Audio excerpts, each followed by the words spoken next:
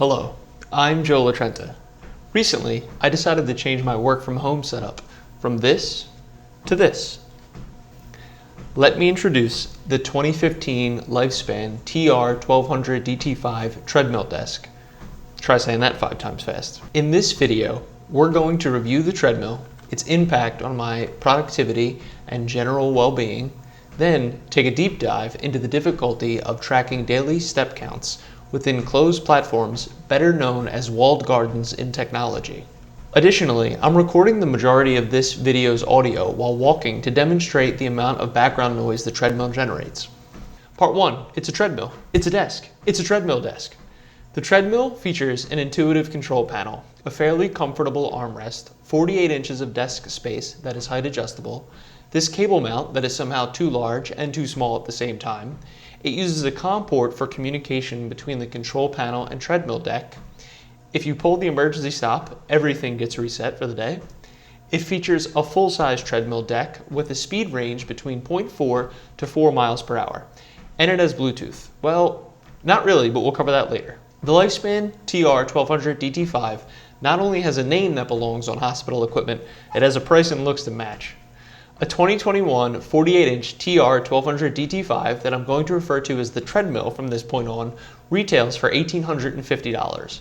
While the sticker shock is real, especially when new treadmill desks can be had on Amazon for around $400 to $500, like most exercise equipment and office equipment, people are always looking to sell theirs to free up space. I picked up this 2015 model from Facebook Marketplace for $400, and you could find them secondhand in the $400 to $700 price range. I highly recommend buying a higher end used model versus a new entry-level model, as the improvements to noise, reliability, and ergonomics are all worth it in my opinion. Part 2, why are we walking 6 miles a day? I decided to get a treadmill desk for a few reasons. First, I wanted to increase my productivity. Second, I wanted to add physical activity to my workday. I'm lucky that my job can be done virtually, but being home and sitting at my laptop for 10 hours a day has done a number on my lower back. Third, I wanted to bring my step count to a consistent minimum of 10,000 per day. This has been a goal of mine for a few years, but as the chart shows, winter weather in Philadelphia seems to derail me a bit. Part 3, is the juice worth the squeeze? What a bad transition. My only regret of my new working setup is that I didn't make the purchase sooner. I thought that I would be moving between my sitting desk and here, but that's not the case. I've worked exclusively from the treadmill since I purchased it, and I'm averaging around 6 miles per day, walking at 1.5 miles per hour. When I do encounter a task that requires pixel perfect precision or something difficult, I'll stop the treadmill and use it as a standing desk. In terms of productivity, my afternoon slump has vanished, and I'm finishing each day with quite a bit of energy. One unexpected benefit is that I've been able to convert passive activities, like watching streaming services, gaming, or even editing this video, to a walking one. Ergonomically, my current setup is fairly close to ideal for me, and I'm happy to say that my lower back pain has completely subsided. If you were curious, this is what my coworkers see and hear when I'm using the webcam as well as the Jabra. I think it looks pretty good. I appreciate that it's at eye level versus when you use the laptop camera. One thing I don't do is I don't walk, and I'll show you why. While it's not terrible at 1.5 miles an hour, it's still extremely distracting to just bounce up and down the entire time during a call. And if you went up to 4 miles an hour, it's absurd. Basically running. Finally, walking 10,000 steps a day is easy, but tracking them is harder than it should be. Part 4, the abandoned and walled gardens of technology. With my productivity and well-being covered, I did not expect that capturing the number of steps walked each day would lead me down a journey of unsupported Bluetooth modules, bad mobile apps, and corporate wellness programs. See, tracking the number of steps walked each day should be simple. The treadmill accurately counts each step, and while it isn't fancy, I think the display is intuitively perfect in a mid-2000s car radio kind of way. And it has limited Bluetooth connectivity. I say limited because it only works with Android devices.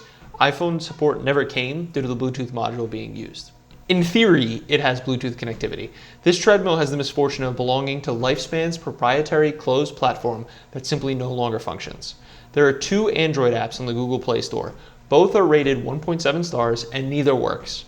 You heard me right, neither app works. Also, for whatever reason, the Treadmill's Bluetooth module is seen as a headset by both Android and Windows 10. After a few conversations with support and 10 email exchanges, I can confidently say there is no way to connect a pre-2016 LifeSpan treadmill to any devices and extract data. Both of the support staff I spoke with and email support will not provide a list of compatible Android devices, and I can only assume it's because there are none. Mind you, in 2015, the Samsung Galaxy S6 and the iPhone 6s were both released, so it isn't like we didn't have Bluetooth-enabled devices at the time. While it's disappointing that the treadmill can no longer report out, in the end, it wouldn't really have mattered. For my fitness tracking, I use the Garmin device ecosystem and their app, Garmin Connect. I used to use Microsoft Health Vault and the Microsoft Band and Windows Phone, but they're all gone now. Garmin Connect has its own limitations, one of those being that it only counts steps that were registered on a Garmin device. It does not allow for the manual entry of steps, nor does it allow other apps to provide data into Connect. Fortunately, or so I thought, I have a Garmin Venue smartwatch that counts my daily steps and a Garmin FootPod accessory that pairs to the Venue and is designed to improve treadmill accuracy when running. Emphasis on the word running there, because I didn't pick up on this at first. Like most people who have used the walking treadmill with the smartwatch, I noticed that steps weren't being counted from my Venue. I assumed that if I used the treadmill workout activity, which utilizes the FootPod, my step count would be accurate. It registered 2,000 steps across 6 miles on the first day.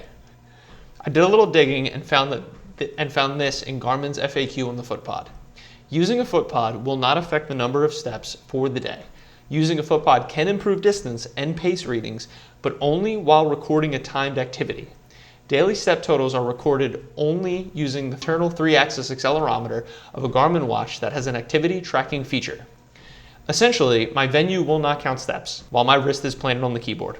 So I went looking for and immediately found what I thought would be a solution, the Garmin Running Dynamics Pod, which does not contain a pedometer, which means no step counts, which means this thing's gonna work. Just when I thought I was out of luck, I found the solution in an unlikely place. Devices designed for corporate wellness programs.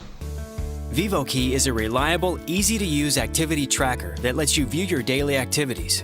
It measures steps, distance, calories, and intensity. Activate your device by visiting the Garmin.com Getting Started page and selecting your wellness program provider.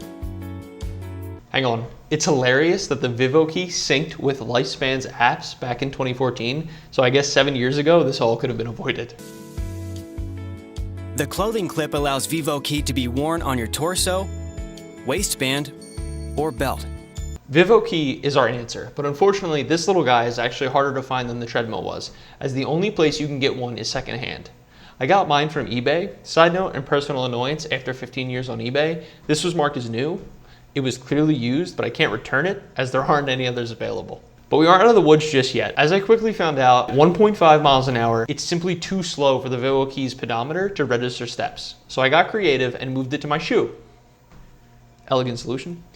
This works surprisingly well, but it does have around a 10% undercount variance on my daily steps. We also lucked out that the Connect app counts steps from both devices, even if the activities are happening at the same time. This isn't an issue for me, as I have specific shoes that I wear on the treadmill, but if I forget and went outside for a walk or a run, you're gonna double up those steps that are being counted. Part 5.